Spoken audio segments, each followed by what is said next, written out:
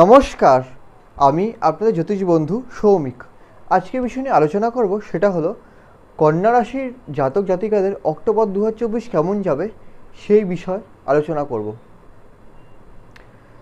তো তার আগে বলে রাখি যে সেপ্টেম্বরের ভিডিও আমি অলরেডি ইউটিউবে আপলোড করেছি, চাইলে আপনারা অবশ্যই করে কিন্তু দেখতে পারেন, আমি তার লিঙ্ক ডেসক্রিপশানে দিয়ে দেব। তো এইবার আলোচনায় আসা যাক। আজকে অনেক ইম্পর্টেন্ট বিষয় নিয়ে আলোচনা করব, স্বাস্থ্য, প্রেম, শিক্ষা, কর্মজীবন সহ অনেক বিষয় আলোচনা করব। তো আপনার কাছে অনুরোধ যে ভিডিওটা পুরোটা দেখবেন, স্কিপ করবেন না। শেষে গিয়ে আমি কিন্তু প্রতিকারটাও কিন্তু বলবো, সেটা কিন্তু অবশ্যই করে কিন্তু দেখবেন, সেটা দেখতে ভুলবেন না। তো এইবার আলোচনায় আসা যাক। প্রথমে আপনাদের স্বাস্থ্য নিয়ে বলি, আপনাদের স্বাস্থ্য কেমন যাবে।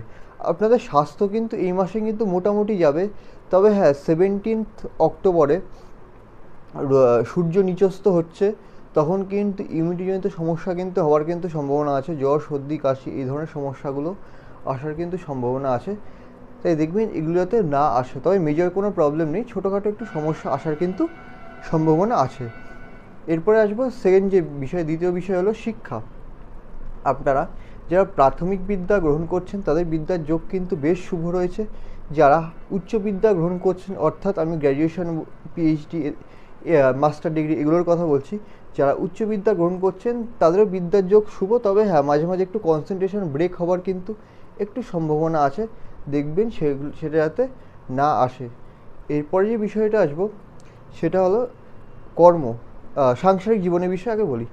সাংসারিক জীবনের বিষয়ে প্রথমেই বলি যে সপ্তম ঘরে রাহু বসে আছে, তো কিছু ডিস্টারবেন্স কিন্তু সাংসারিক জীবনে কিন্তু দিতে পারে, তাই দেখবেন যাতে সেই সমস্যাতে না আসে, অর্থাৎ মিসআন্ডারস্ট্যান্ডিং, মিসকমিউনিকেশান এগুলো যাতে না আসে সেই বিষয়ে কিন্তু সাবধান।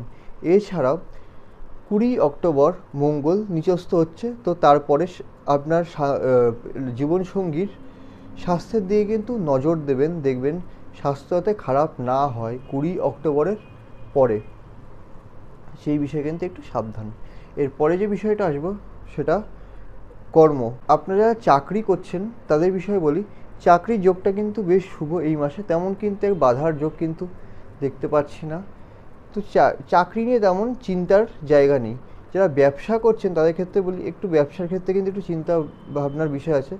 আপনারা যখন সিদ্ধান্ত দেবেন একটু ভেবেচিন্তে সিদ্ধান্ত নেবেন, দেখবেন যাতে লোকসান যাতে না হয় সেখান থেকে সাবধান। এরপরে যে বিষয়টা আসবো সেটা হলো আপনাদের ভাগ্য কেমন যাবে। আপনাদের ভাগ্য কিন্তু এই মাসে কিন্তু মোটামুটি ভালোই যাবে, তেমন কিন্তু অশুভ যোগ কিন্তু দেখতে পাচ্ছি না। হতেই পারে যে আপনার ধরুন কোনো কাস্টমারের টাকা আটকে ছিল, এই মাসে রিলিজ হয়ে গেল, সেই যোগটা কিন্তু রয়েছে, মানে এটা কিন্তু হতেই পারে যে এইরকম ভাগ্যের সাহায্য কিন্তু আপনি কিন্তু পেতেই পারেন। বা ধরুন কোনো চাকরির কোনো প্রমোশন আটকে ছিল, হতেই পারে যে এই মাসে সেই প্রমোশনটা হয়ে গেল। এরপরে যে বিষয়টা আসবো, অর্থ জমানোর কিন্তু দরকার থাকে মানুষের, তার কারণ অসময় কিন্তু এই অর্থই কিন্তু কাজে দেয়। কিন্তু এই মাসে অর্থ যদি জমাতে যান, মোটামুটি ধরুন 17 অক্টোবরের আগে অবধি কিন্তু অর্থ জমানোর যোগ রয়েছে। এরপরে যে বিষয়টা আসবো সেটা যারা নতুন কর্ম খুঁজছেন, হতেই পারে যে এই মাসে আপনাদের নতুন কর্মপ্রাপ্তি হয়ে গেল। এরপর যারা পিতার সাথে আপনাদের সম্পর্ক কেমন যাবে সেই বিষয়ে এবার আসি।